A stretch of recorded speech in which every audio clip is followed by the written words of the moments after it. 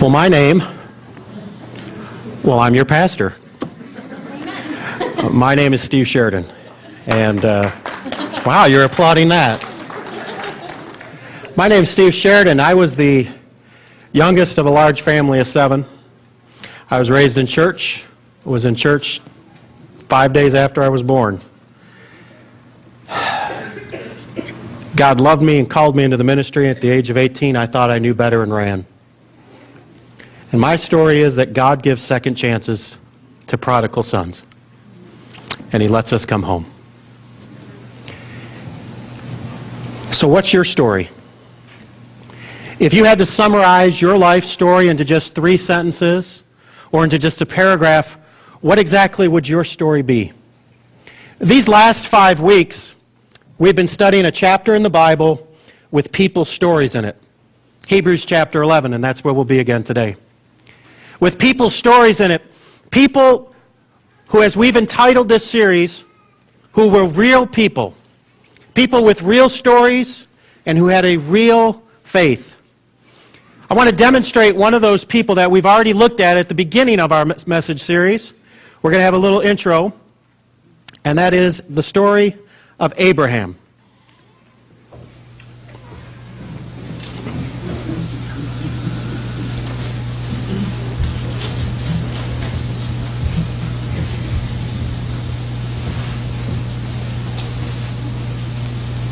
Good morning. I hope we're not late. We got stopped in the lobby. You know how it is. People look at us and say, it's Abraham, and he's got Isaac with him. Let's see if we can get him to tell the story. You know the one where God asked me to sacrifice my son? That's all right. Until they start asking, but how did you feel? How did you feel? How did you feel? What is it with you people and feelings? You know, I've seen your television programs. This is not helping. Don't you know feelings can lie to you? You don't think so? Have you ever loved anything that was bad for you? Got your breakfast, Dad! My breakfast. Okay. As I was saying, you know, one time somebody was so rude about the feelings to look at me and say, I would have been so scared. I wasn't scared, was I, son? Son, maybe you should just sit right down there for the rest of the talk. That is what happens when you give your son a name that means laughter. All right, I will admit, when I found out I was supposed to sacrifice my son, I was a little bit scared. But then I got angry. And you know why. God had promised I would be the father of many nations. He changed my name just so I would remember that. And then He made me wait for one son and said, I want you to sacrifice him.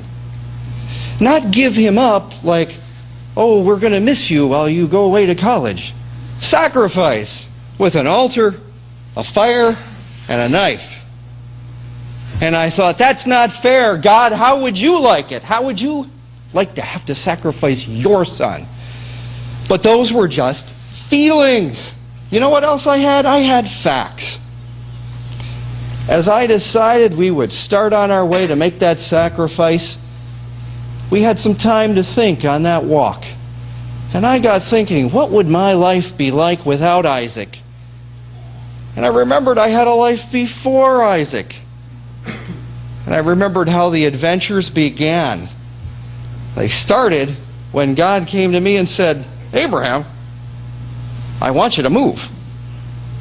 And I want you to go to a land I'm not going to tell you until you get there.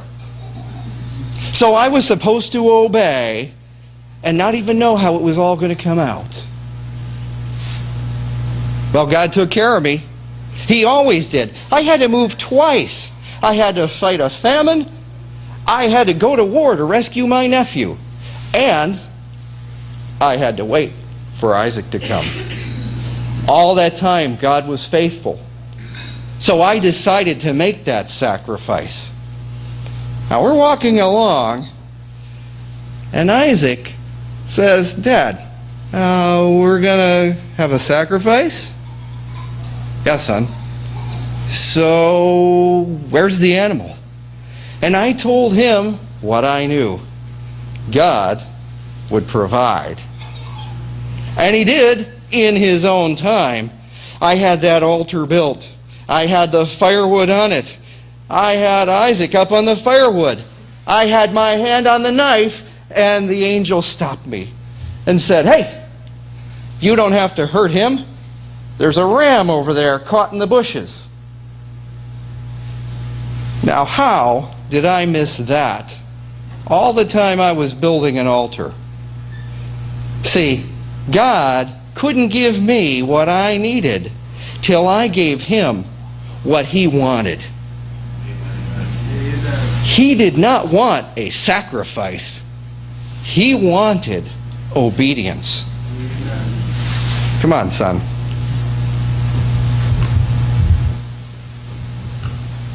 Amen.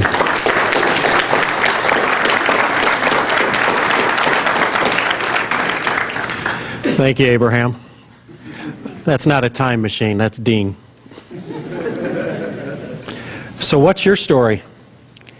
If you summarized your story down to just a few sentences, what exactly would your life be? As we've begun each message in this series, we're closing it out today, we have read Hebrews chapter 11, verse 1 together out loud. And you have done so well at this.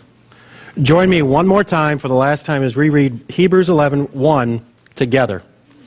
Now faith is the substance of things hoped for. The evidence of things not seen. Oh, very good. Faith is this, if you're taking notes on the back of your newsletter. Faith is following when you're not sure. It's following when you're not sure. It is easy to follow when you know the outcome. It's easy to play the game when you've already been assured victory. It requires no faith when you know victory is guaranteed. But faith keeps us moving, even though defeat seems imminent, even though your family's about to collapse, even though it seems like your son will never come back, even though it seems like she will never love you again, even though it seems like you can never pay that bill. Faith keeps us moving, even though defeat seems inevitable. God is going to tell a great story. God is going to tell a story, and if you've seen just about 30 people get up and tell their stories, there's probably one that you can relate to. There's the alcoholic. There's the person who's diagnosed with cancer. There's the family about to be separated. There's the person who was raised in a good Christian home and ran from God. There's probably a story that fits just about every one of you. God is going to tell a great story with someone's life. Will it be yours? Or will you be a person who is so sure of himself, so proud you will never listen to other people? A cocky state highway employee stopped by a farm. He talked to the old farmer.